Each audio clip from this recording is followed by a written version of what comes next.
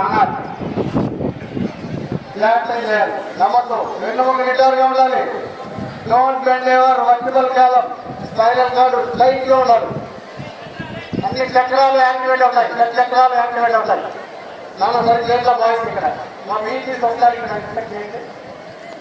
ఆ పాదాలు ఆనాలి, భూమి ఆనాలి. ఈ స్టెప్ కూడా right. Very good, very good. Yoga in the morning here in class campus. అంటే మాట్లాడుకోండి, ఇంకా మాట్లాడుతున్నారు అందరూ. వజ్రాసనంలో ఒక్క నిమిషం మౌనంగా ధ్యానంలో ఉన్నాం. ఈ 2 చేతుల్ని ఈ తొడల భాగం మీద పెట్టుకోండి. మాట్లాడుతుంది ఎవరు? వెన్నుపూస నిదానంగా ఉండాలి, స్ట్రైట్ గా ఉండాలి. వెనక సీట్ భాగం ఆనాలి.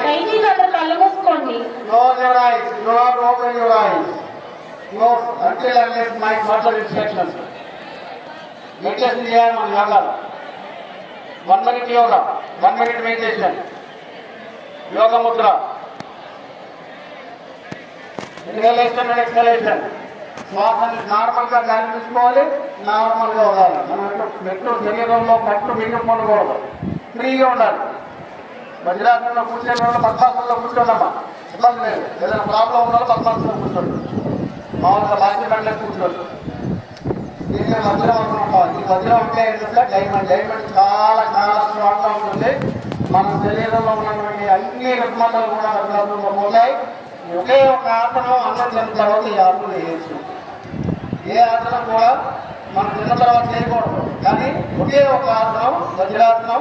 ఇది తిన్న తర్వాత 10 నిమిషాలు అయితే ఎటువంటి గ్యాస్ ట్రబుల్ కానీ మనకి ఇండైజెషన్ ప్రాబ్లమ్స్ ఏమి ఉండవు, చక్కగా పోతాయి. Full digestion, no tablet.